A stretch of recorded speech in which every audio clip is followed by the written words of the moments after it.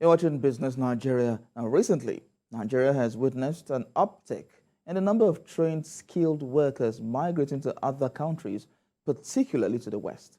Many of these immigrant workers take with them years of training and skills in foreign countries, leading to brain drain that will adversely affect the human capital index of the country and, by extension, the economy.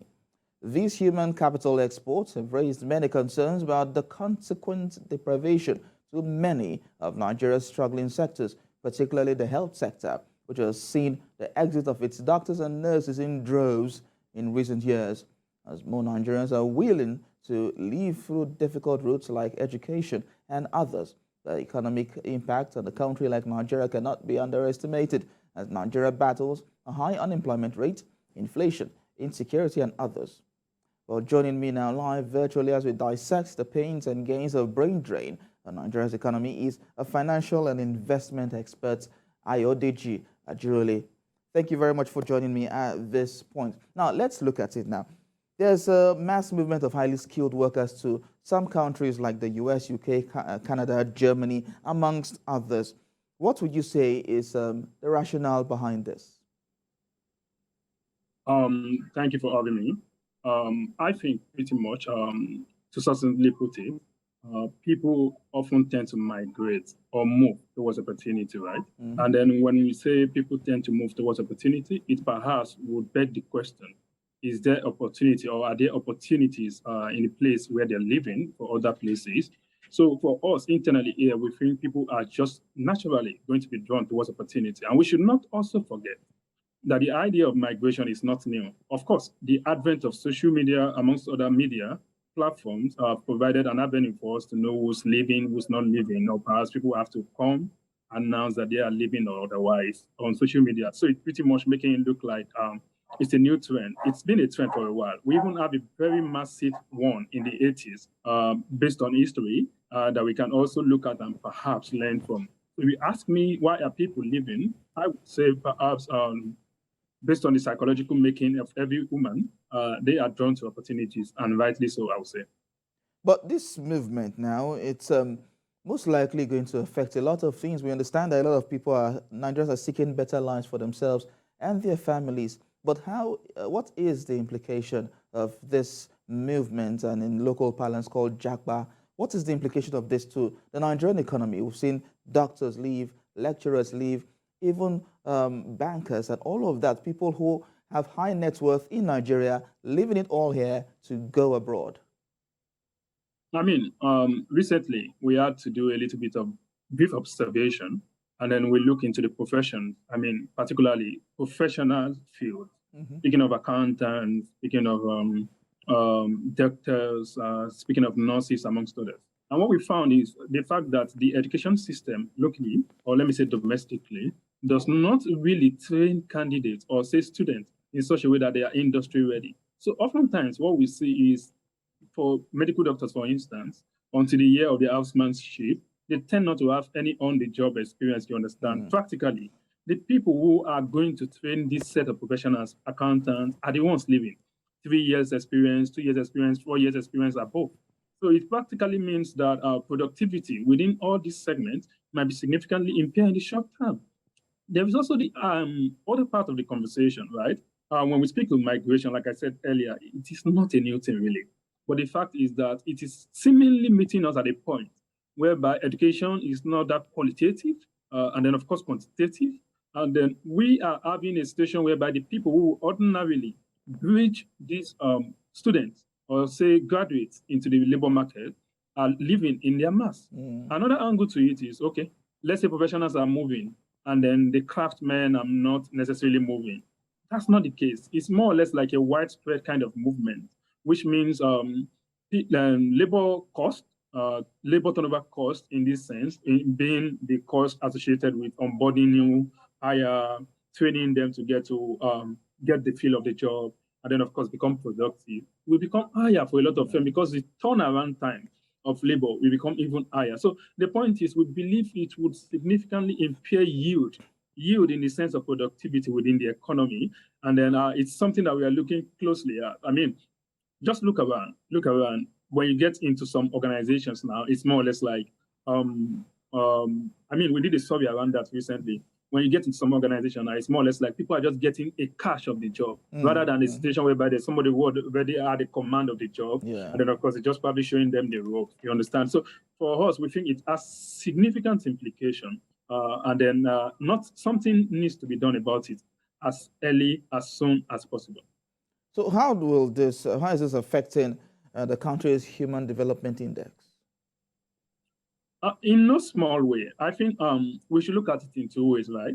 One of the very important ways to look at it as the not so good human development index in the first place must have been one of the reasons, or perhaps would have been one of the reasons where people are living. Because when you speak to human development index, you are practically not just speaking to training, you're speaking to their health, you're speaking to their well-being, you're speaking to sense of security, amongst other things. So the point is, it may be a reason. I mean, it's a kind of cycle, vicious cycle, so to put. When they leave, right, it creates an environment where everything would also be so fast-paced for new hires. And then coupling that with the fact that the security issues have not improved, the healthcare system is not in such a good state. We can see most of the people who have good command of resources in the country in terms of monetary resources often leave to get themselves the needed health attention in other parts of the world. So it's pretty much is just a cycle, and something needs to be done to break that cycle as soon as possible. And one of the things that we have identified is the fact that very huge attention needs to be paid to the healthcare, the education sector, amongst other very important and essential sectors to the economy as soon as possible. So if that is done, will this stop the brain drain? Because like you said earlier, this is not new. It's been happening over time. If the government puts attention on the various sectors that are very important, will this stop the brain drain? If the government put attention, I would like to break that down a little. Okay. Because I think putting attention is different from effectively implementing policies that would actually turn out good results, you understand? There's a place of implementing policies, you understand? And then there's a place of also conceiving policies and not actively implementing them. But in the case where, we believe in the case where the government put in place these policies and ensure to provide enough oversight so that these policies will become effective and will reflect in the life of everyday Nigerians, we believe that's a starting point, really. And then education as well. We believe something needs to be done about education, right? People, depending on their tilt with regards to how economic system should be run, would have different ideas of how education should be. But looking at where Nigeria is currently, it would seem to me that we are at a stage where we are seemingly starting afresh, so to put. So the point is, we should do everything possible to ensure that whatsoever plan of education we are pursuing allows access for everyone to buy in and then, of course, benefit therefrom. So with a lot of people leaving the country to greener pastures, I will say, does this concern you? Yeah, it does. It does. It concerns everyone, really, if you ask, because what it creates, right, it's a kind of vacuum. And we all know that nature abhors vacuum, really. No country of the world exists as well in a silo. So pretty much the opportunities are always going to be there. And then seeing as the vicious cycle seems to continue, right, it bothers every one of us who have any form of stake within the Nigerian client. And everyone is looking like, okay, let's see what 2023 avails. And then hopefully we get it right. And then, of course, we move in a direction and at a pace that is needed at this point. Okay, so while it's a concern for you, some people believe that the ongoing migration out of Nigeria of Nigerians to other developing countries is a blessing in disguise, in the sense that when some people leave the country, it gives room for others to be promoted. What's your view? Yeah. I mean, I would actually agree with that, because of course, when people leave, it creates, like I said earlier, nature abhors vacuum, and then of course we are getting those vacuums filled anyways. But the point is, if you want to speak to the positivity, there's a lot to speak to, right? There's the fact that people are going for graduate studies, which means acquiring more skills in some sense. When they acquire those skills, it's either they deploy them wherever they have gone to study. And then another angle to the conversation is when they deploy them where they have gone to study, then we can start speaking to the idea of diaspora remittances, which has actually been some significant, so to put, portion of our balance of payment position recently. So the point is, of course, there are positive arguments to be made, right? Yeah. But the point is, how long are we going to continue? And why I say how long are we going to continue is because you need to understand the global economy really within a context, right? And I would like to probably shed some light on the context, right? Pretty much more or less like most of the advanced economies of the world, right? What they are feeling now is labor shortages, not availability of capital, right? Not availability of credit. Like the last week, I was speaking to the fact that, okay, we need to be able to assess credit at a very decent rate, right? Yeah. So the point is, these economies are not short of capital. What they are short of is the human resources, right? So what they pretty much are doing, the Canadas of this world, the UK of this world, is they have a labor shortage and they are filling them with Nigerians. Australia mentioned them. So pretty much what we need to do as well is to find a way, right, to make our business environment very, very okay. For instance, you must have noticed that FDI has almost completely absconded the Nigerian scene. What we see in terms of capital importation in Nigeria majorly now is foreign portfolio investment. And that is a very worrying trend because it shows that investors' confidence in the economy is quite low, right? So what I'm trying to say is when you look at global economies of the world, like I was saying earlier, what they are working about is shortage of manpower. And that's what developing and frontier economies, emerging and frontier economies are providing them. So now the point is, how do we get our system in such a place whereby we also can get to make people move from other places to our place? That's more or less like engendering productivity, managing the infrastructural deficit, and then of course, working on the business environment, make it easy. Like the last guy was speaking about the fact that documentation at times could take a whole lot of time. All of those little things are issues that are over the time being the case, so much that they've now become a behemoth that we need to fight and tear down so that this economy can prosper.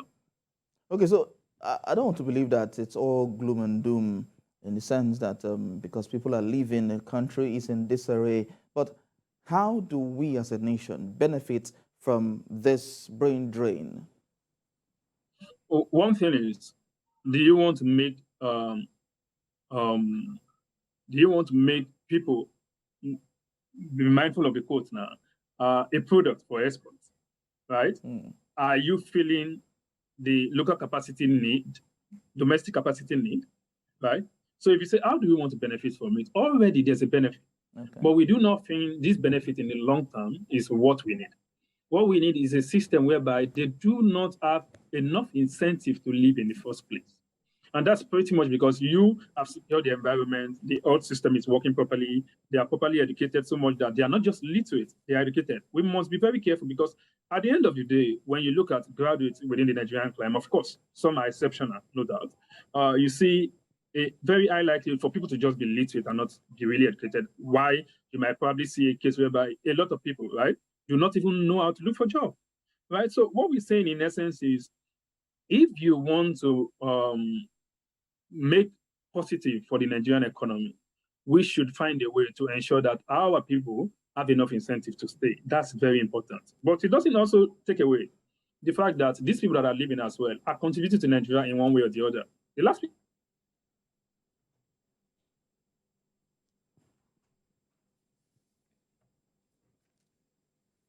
I was speaking, and I would like to quote him a lot because so what the last speaker did, diaspora remittances also with people acquiring properties in Nigeria.